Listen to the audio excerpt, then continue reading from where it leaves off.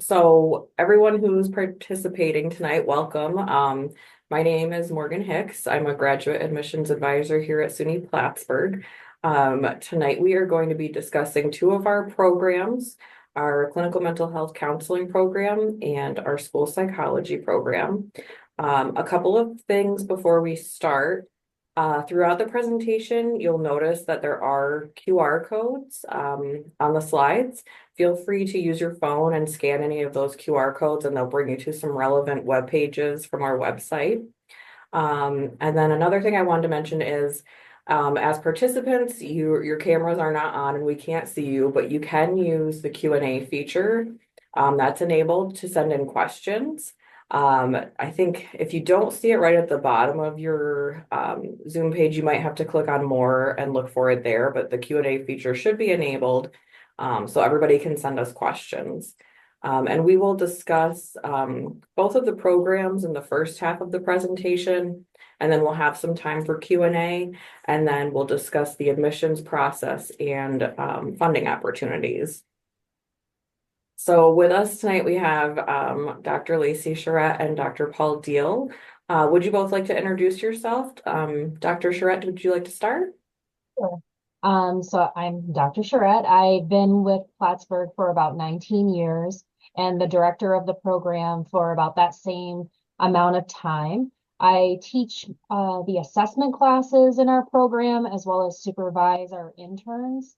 And I'm the co-director of our Nexus program, which is a social skills program for children with autism spectrum disorders, and the interim director of our neuropsychology clinic. Thanks. Dr. Deal? Yeah, thanks, Morgan. Hello, everyone. Um, Welcome this evening, or I guess maybe it won't be evening if you watch it later. So I'm Dr. Deal, and I've been teaching here in our program for 10 years and serving as the department head for three. And we're a small but mighty team, probably like Dr. Charette's. So I teach all over the curriculum, probably about 12 different courses. But I really like teaching some of our electives, especially, courses like ecotherapy and nature-based therapy, spirituality and clinical practice. But I teach all over the place. So yeah, I think that's enough for now. Thank you.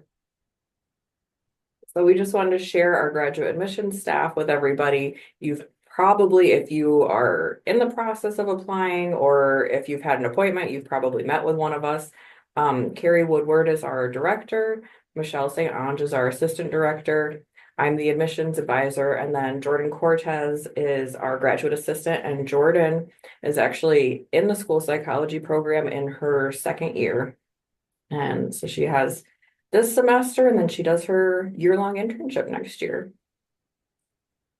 So we're going to start with some slides about the clinical mental health counseling program. Again, you'll see there's QR codes there. Feel free to scan. And please use the Q&A feature at any time to send in questions that you have.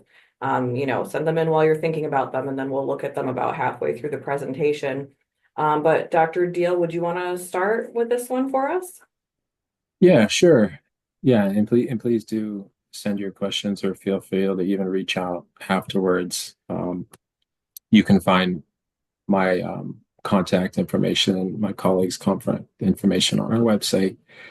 But yeah, I mean, so like I said before, we're a smallish program in the sense that we are five full-time faculty and several adjuncts, and that allows us to have smaller student to faculty ratios, which is our preference. The training in clinical mental health counseling, it's a little bit like psychology, which some of you will be familiar with, but it's much more about the applied aspects of psychology. And so having smaller class sizes allows us to really focus on doing the sort of reflective work that we ask our students to do so that they are prepared to sit with clients that are bringing any number of issues, including issues that many of our students may have experienced themselves. So we really place a lot of emphasis in our 60 credit K-CREP accredited program on sort of a scholar practitioner model. So we're in the research, but we're using the research to guide your development as a practitioner, as a clinician.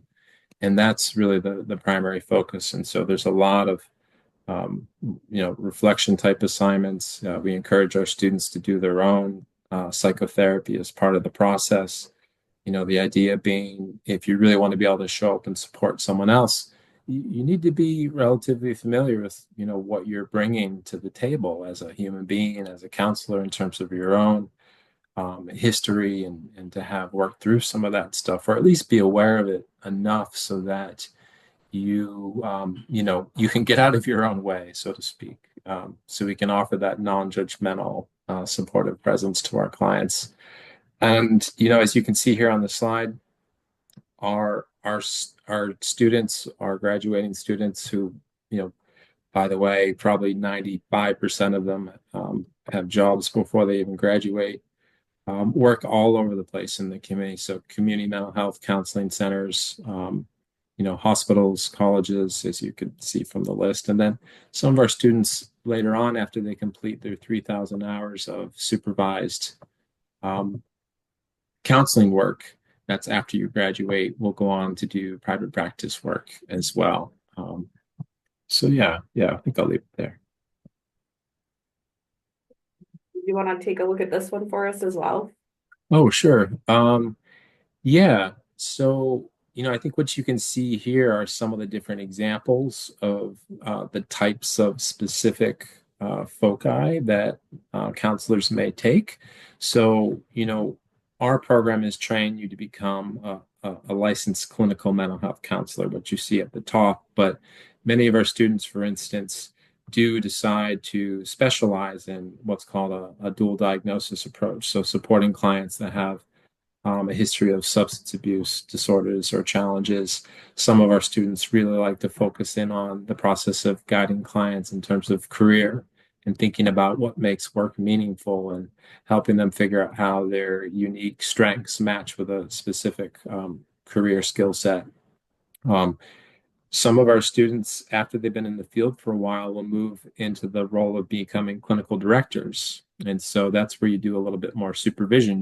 You're actually sort of taking the role now of guiding other clinical mental health counselors to become more competent in their professional practice. But clinical director is a little more like administrative stuff. So if you like that type of work, there's also room to grow into that type of role. And I think that's kind of similar for human resources, doing a little more of the administrative side. So there's room for lots of types of brains, I guess I would say, in mental health counseling. Yeah. This one is talking about what type of organizations people could be employed at. Yeah. Yeah. I think, I don't want to be redundant here, but I think I just spoke to that a little bit. But, you know, really mental health counselors work all over the place, anywhere from the VA to the local high school or, middle school to, like I said, community mental health sites. One of the big ones in our area is Behavioral Health Services North. Um, some of our graduates go on and work at college counseling centers. I got a couple emails recently from graduates at other SUNYs saying, "Hey, send us some of your talented graduates this year. We've got some open positions." So, you know, yeah, there's a lot of opportunity. I don't, it's a mixed, I guess, blessing of sorts, but you will not struggle to find work in our field.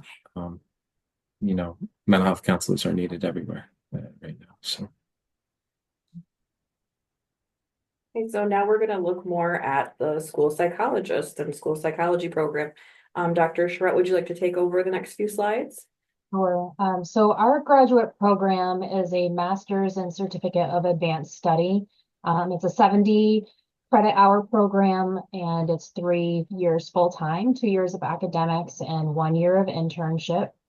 School psychologists typically are working in the school setting, public schools and private schools, but we also have school psychs that work in agencies such as the Office for People with Developmental Disabilities, in hospitals, and we have graduates that also work in correctional facilities with that population. We provide comprehensive psychological and educational services to diverse students, which includes cognitive achievement and social emotional evaluations and intervention services for children that we serve. We also work to promote children's learning, their positive behavior and development by engaging in preventative programs and positive supports in order to promote that learning. And we also support students in their social, emotional, and mental health by engaging in individual and group counseling in the schools.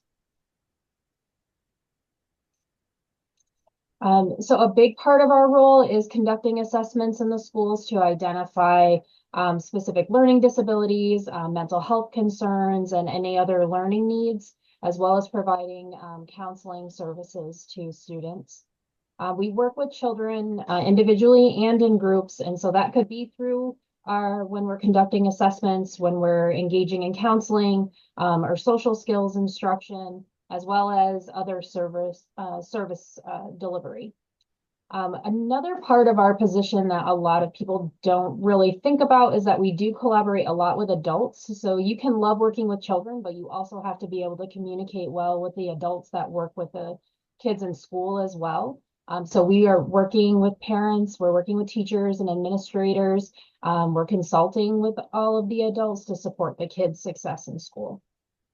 And we also coordinate with our communities as well to provide those successful outcomes. So the school psychologist often acts as a case manager in ways because they're communicating with all of the stakeholders to support the child's success in the school system. And so we are ensuring that their needs are met not only in school, but home and within their community environments as well. Okay, and so now we're going back to Dr. Deal. Yeah. Yeah, so I think in terms of what makes us unique, you know, I don't know if this makes us unique, but it's certainly the case that our training does occur over a period of 2 years. I think one of the things that might make us unique is that we have a training clinic. And so, which is, yeah, we're excited because it's being renovated and expanded over the summer. So we're excited to have a nice, brand new, large clinic. And what that clinic does is it allows us, our students, to get hands-on practice supporting undergraduate students from the college here. And so we have video recording technology, so we can video record sessions and really give really direct, sort of pointed feedback about counseling skills, about the counseling relationship. That's something we really enjoy as part of our training process, is having that clinic and working with that. But it's an intensive 2-year program. Our students take 4 to 5 classes per semester. Many of our students also take summer classes in what we call Summer One. So Summer One is the summer between your first and second year.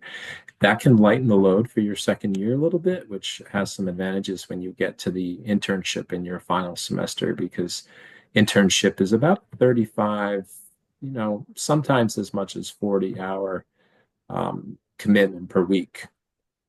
And so having as much of your coursework done at that point as possible really allows you to just immerse yourself in the clinical experience and the supervision process. And yeah, as a KCREP accredited program, what that really means is it's a bit of quality control. So our clinical classes are quite small. They're capped at either 6 or 12. And that means there's a high level of direct supervision and feedback that our students get. And you take a clinical class each semester of the program. So right from semester 1, you start your first clinical class on through all 4 semesters. And you sort of progressively work your way up to practicing your counseling skills with your fellow classmates, working with actual real clients. And it's a gradual process. You're not sort of thrown into the deep end of the pool all at once. And yeah, our classes are a combination of in-person, hybrid, and online at the time being, and this may continue to evolve as needs change, but we're about 90% in person. And we sort of offer usually at least one class a semester that's a hybrid or sometimes an online format. But we do try to limit our classes to 2 or 3 days a week when possible. So if you're commuting from a little farther away, which many of our students do, you can sort of, it's not like you're having to necessarily do it every day of the week at least. So yeah, and then I guess the other thing that makes us unique is I'd say all of us faculty, I think, have a fairly, holistic, humanistic sort of perspective of the human person. And so, what that means concretely is we really see the multidimensionality of the human person, that human beings are, mind, body, emotions. Many people also have a spiritual meaning making system or a religious meaning making system. So we try to really include all those cultural components as well, so we can see the whole person. We want our students to be trained in a way so that they know that their clients can be their whole selves, as much of their whole selves as they'd like to be when they step in the counseling office with our graduates.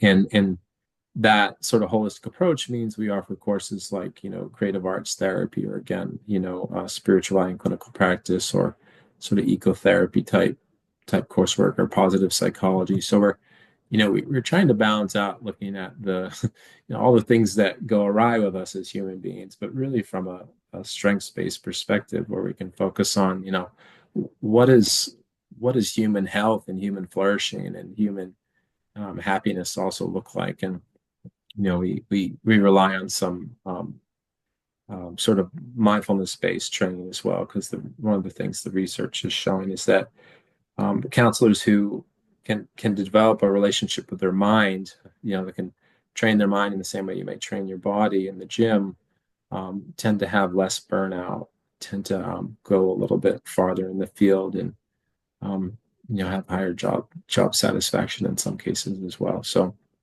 those are a few things, I guess, that I think, I don't know if they make us unique, but we're proud of them. They are what we really enjoy focusing on. So yeah, thanks. So the next two slides, I think, are the program pathway that list out the courses and when people would typically take them. We don't need to go through all of these classes, obviously, but are there some that you would want to highlight? Yeah, I mean, they're all so important, but yeah, I guess the one thing I would say is our program is very sequenced. So if you're a full-time student, the decision making is really, you don't have a lot of decision making. It's basically laid out for you, with the exception of when you take your electives. And I think that keeps it simple for a lot of our students. But, you know, um, yeah, I mean, you know, all the courses are so important. I guess what I would say is you're gonna get a combination of being grounded in theory, sort of like, how do I understand the human person, why human beings suffer, what it takes for us to change in constructive ways. And then you're going to get a lot of practice and skills based courses as well. And we try to really balance those, the theory, but also the skills. And the courses sort of lean in one way or the other, but they all touch on them a little bit. So I think that's maybe one way to think about it. And that's same for these courses as well. And like you mentioned, there's clinical courses in every semester, right? Yep. Yep. That sequence just builds each semester. We sort of raise the stakes a little bit more in terms of the training and expectations for your clinical skills. Yeah, going through every single semester. So just for instance, here, if you're looking at semester 3, CLG 513 is your practicum. That's where you first start working with clients in the undergraduate from undergraduate courses at the university, and then that sort of culminates in the internship experience in semester 4, where you're working with at a community-based clinic, whether that's a school or a hospital, um, and taking on your own caseload for the first time with a lot of support. So yeah.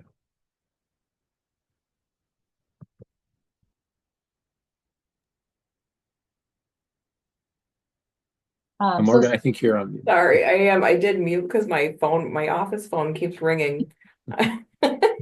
But so now we have the program pathway for school psychology. So again, Dr. Charette, I don't think we need to go through every class, but are there some that you would want to highlight or just talk Sure. about a few of them? So similar to the clinical mental health program, our courses are also sequenced. So we start with our foundation courses and our theory courses and then build upon them. So we'll have a sequence in assessment where we're looking at cognitive assessment, then achievement, social, emotional, and then it all comes together in that fourth semester in the neuropsych class.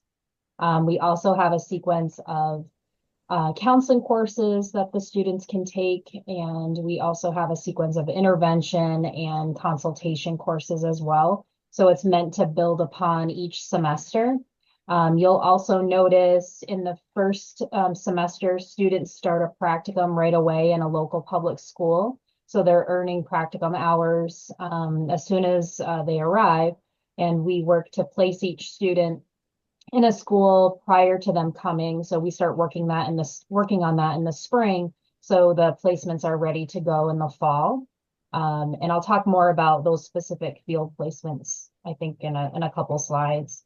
Um, so then after the 2 years of academic work, if you want to go to the next slide, Morgan, after those 2 years of academic work, we do have a third year practicum course, or sorry, a third year internship course. And so Jordan, who is the graduate assistant in the graduate admissions office, she's going to go to Alaska for her internship year. So we have interns that stay locally, and then we have interns that kind of go on an adventure for a year. So we have a lot of different options for students if they want to pursue that experience.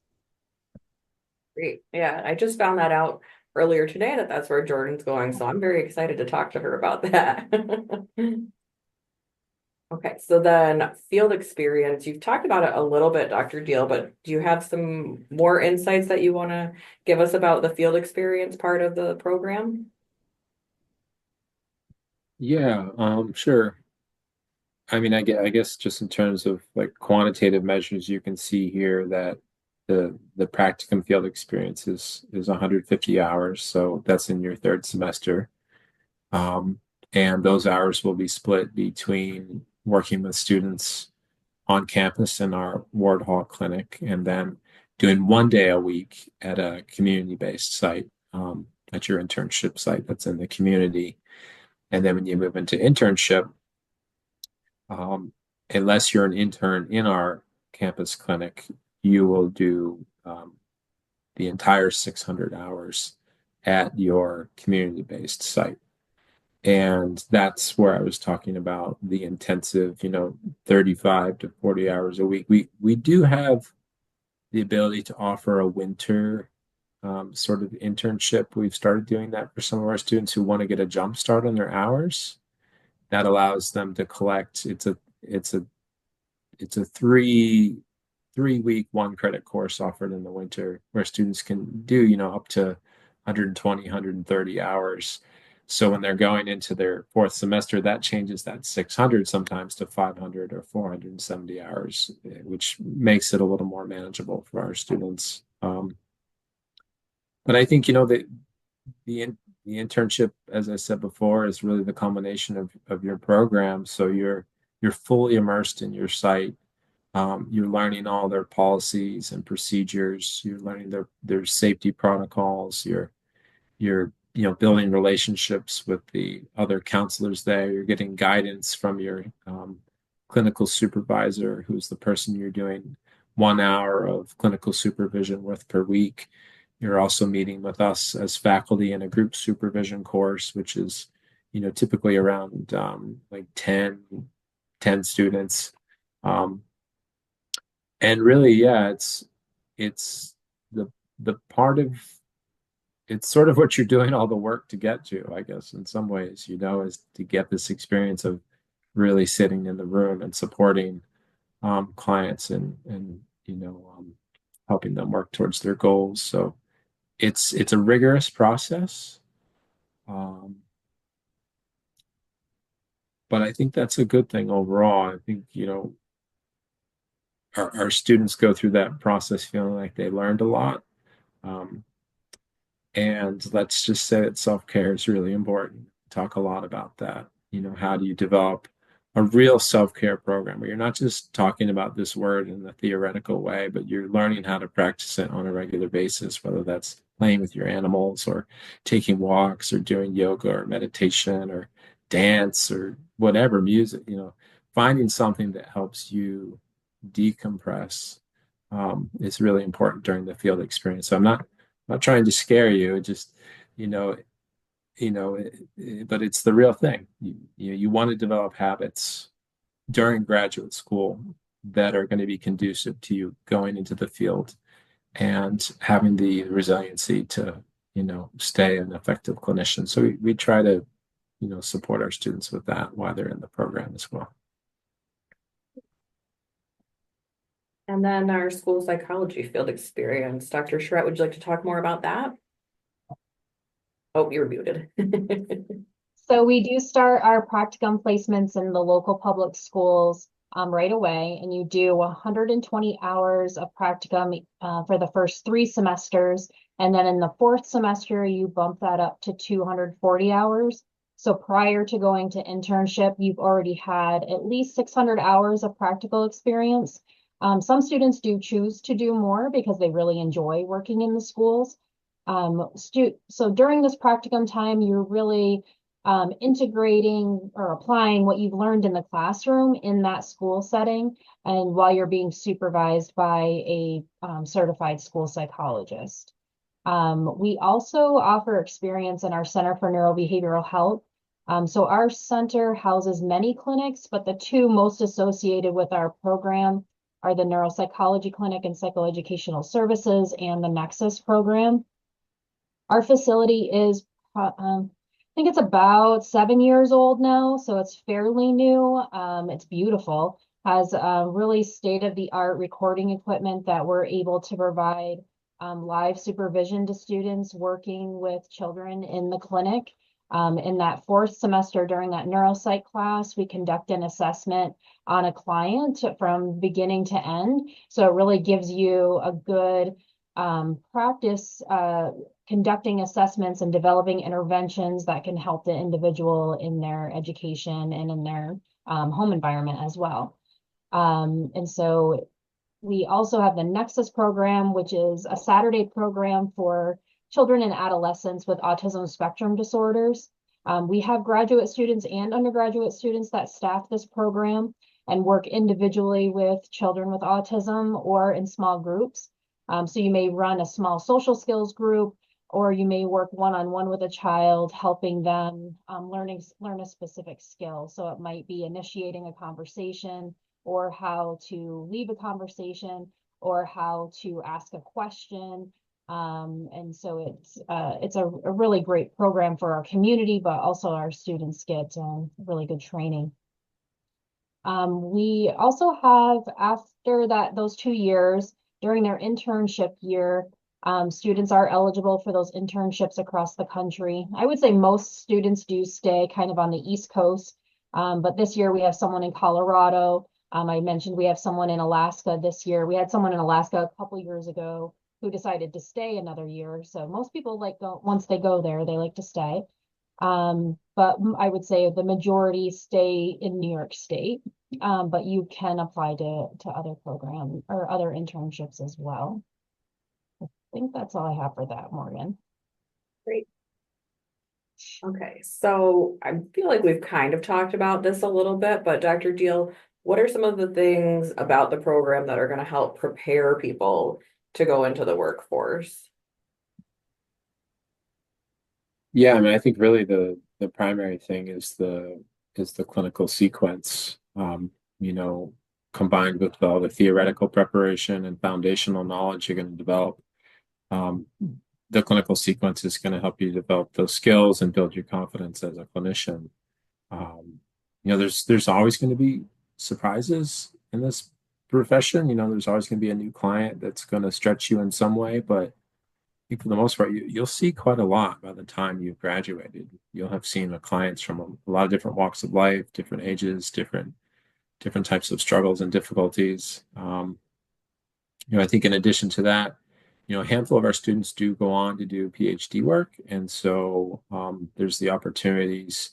They're competitive, but for graduate assistantships, for research fellowships, um, I think we have 5 students right now writing a master's thesis, which is a full-on sort of empirical research project. 1, often 2 semesters. Um, so if you're sort of thinking maybe you want to, teach down the line or interested in academic pursuits as well, the masters will give you a foundation to go on and enroll in a doctoral program. Um, yeah, I think I mentioned our clinic renovations. We're really excited to see how that comes out because that's a big part of the training as well.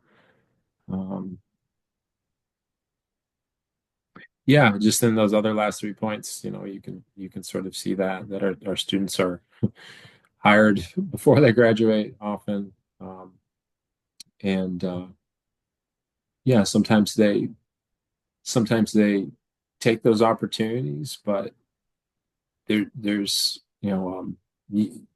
there's such a need for mental health counselors that you can travel with this degree as well. So I don't think we have anyone in Alaska, but I was just emailing with an alum a few days ago who's practicing on Maui. And so he ended up all the way out in Hawaii and he's practicing there. And I think I'm maybe a little bit jealous about that, but there's a need for clinicians everywhere. This training will give you the ticket to go and do work where you want to work. And same kind of question for you, Dr. Charette. How is the program preparing everyone for employment? Sure. So once you graduate from the program, you're eligible for certification to practice in New York State. Because of our NASP accreditation, our National Association of School Psychologists accreditation, you can also earn your national certification in school psychology. This allows you to move across the US much easier. Well, New York State has really high standards for certification. And so that also makes it easier for you to move from one state to another, as does the national certificate. And we haven't had a student have a problem finding a position either. I think in the mental health field in general, there's such a shortage. As Dr. Deal talked about, the school psychologists are in high need as well. And you can find positions pretty much anywhere now, it seems.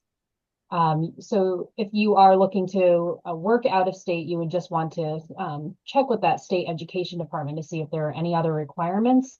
And there typically are not, but I wouldn't want to say there weren't any. So you'd want to check that out.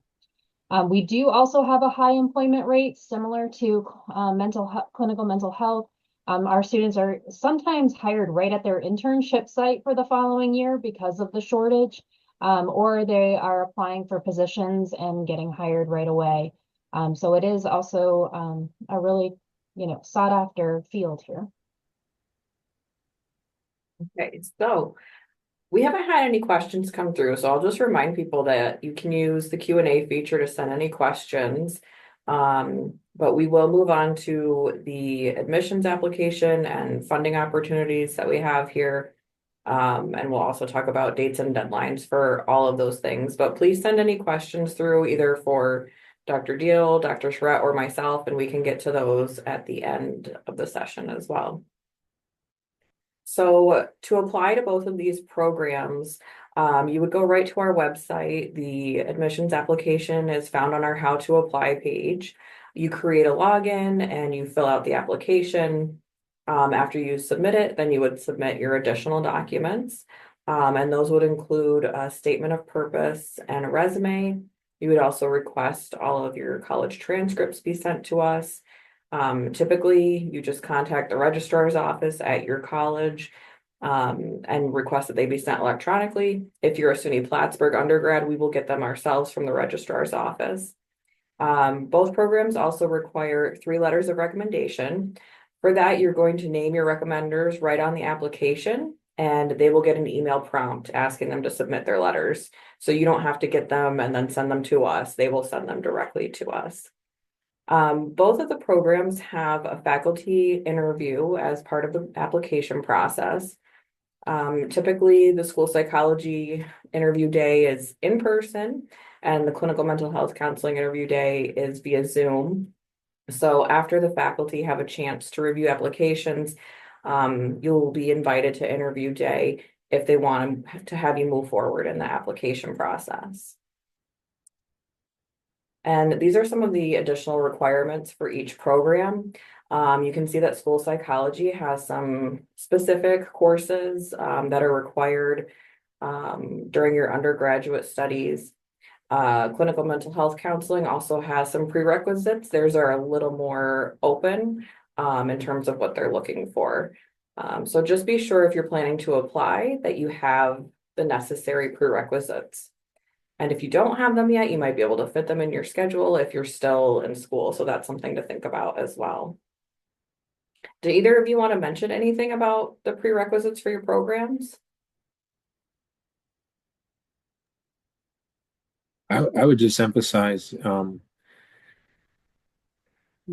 mental health counseling doesn't have an undergrad equivalent. There's no undergraduate degree in counseling. So our students come to us from all different majors, philosophy, mostly psychology, journalism, you know, um, music therapy, and there's a fair amount of flexibility in terms of our prerequisite credits because of that. But we're usually looking to see if you have some sort of foundation in social sciences, and we look at that on a case by case basis. If you have a psych degree, that's an advantage because a lot of the material will be reviewed, but it's not required. So Dr. Charette, anything you would like to mention? I don't really have anything to add except that those courses are prerequisites because in our graduate classes, we're building upon that foundation. And so we want students to have a foundation when they come in. Thank you. So dates and deadlines for the programs. Both of these programs are fall entry only. So that means you can only apply for the fall semester.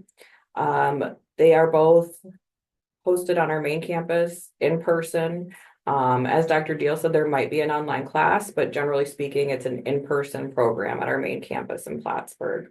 The application deadline for both programs is February 1st. That is coming up this week for anybody that has an application started. Please make sure that you submit all of your application materials by the end of this week.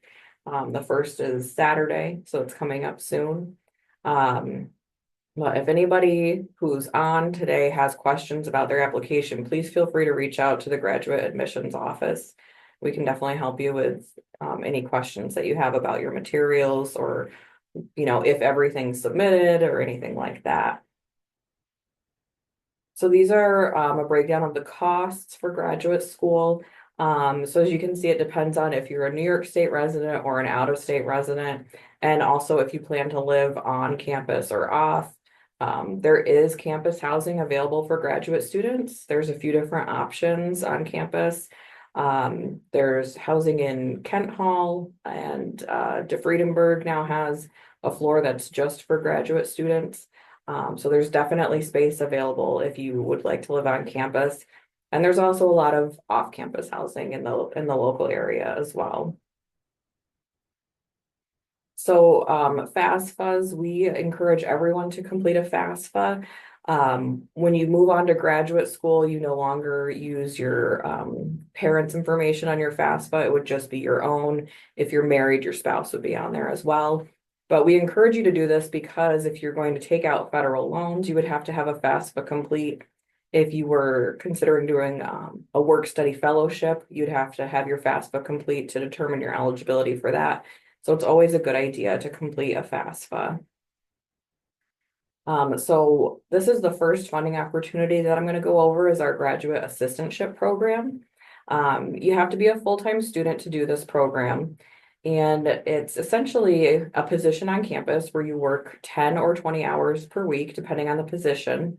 And then in exchange for your work, you get either half or all of your tuition covered, and that's based on the New York State tuition rate.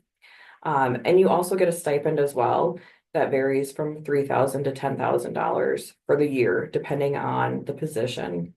You can apply if you're a new student directly on your graduate admissions application, or if you're a continuing student, we have a separate application that is on our website. And these positions are in academic areas, so they could be within an academic department. I know there's some that are meant specifically for school psychology students, and some that are for clinical mental health counseling students. Then there's also some that are in administrative offices across the campus.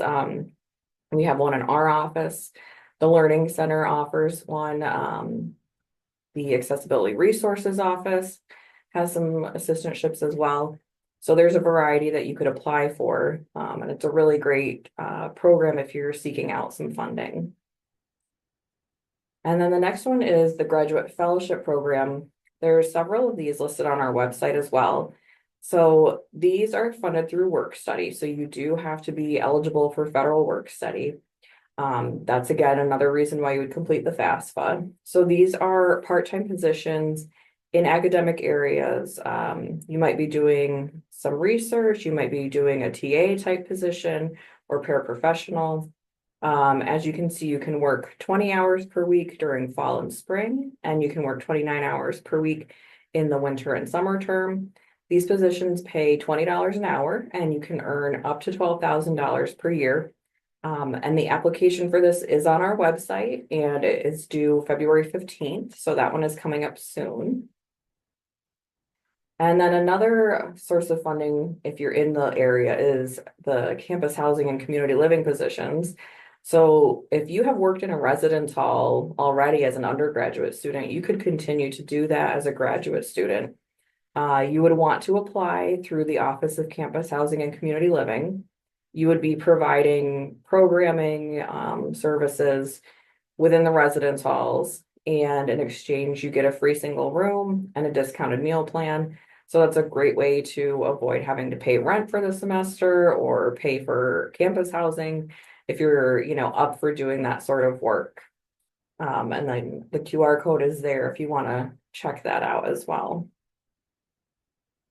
And the Diversity Fellowship, this fellowship does not have a work obligation, so there's no work component here. To be eligible, you have to be a US citizen or a permanent resident. Through your application, you're going to demonstrate how you would contribute to the diversity of your field of study or the graduate student body. You have to be a full-time student, and you have to be a newly applying graduate student. So this is only for first-year graduate students. And this application, again, is found on our website, and it is due February 15th. So that's another one that's coming up soon. And then the Graduate Opportunity Program. So this is for students who were in EOP, HEOP, or SEEK during their undergrad. The Graduate Opportunity Program provides tuition grants, and it is for full-time students who are pursuing a master's degree. The awards range from $1,000 up into full tuition, and the application for that is due February 15th. I always encourage EOP students to apply for this one because it's a very simple application. It's not guaranteed funding, but it's very quick and easy. And it's a great way to possibly get some tuition. So please apply if you're an EOP graduate. And then there's also some program-specific funding opportunities as well.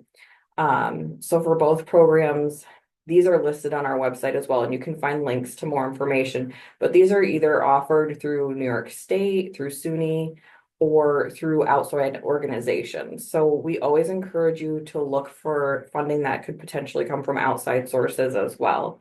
And we do update our website when we find additional scholarship opportunities that would apply to our graduate students. So please make sure to check that out on our website.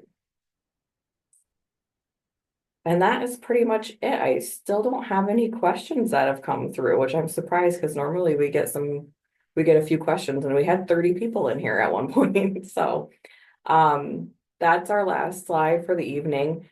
We have all of our contact information here. If you need to reach out to our office about your application or about any of the funding opportunities, please do that. And then we also have Dr. Charette and Dr. Deal's information here as well. If you have specific questions about the programs that you want to ask them, you can certainly do that as well. Do either of you have anything else that you want to touch on before we sign off?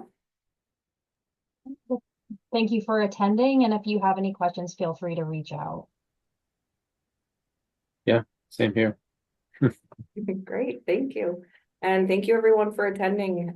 We did record this session, so we will be emailing it out to everyone tomorrow if you want to take a look back at it or, have anything else that you need to kind of look at again. So again, thanks for coming and we hope everyone has a great night.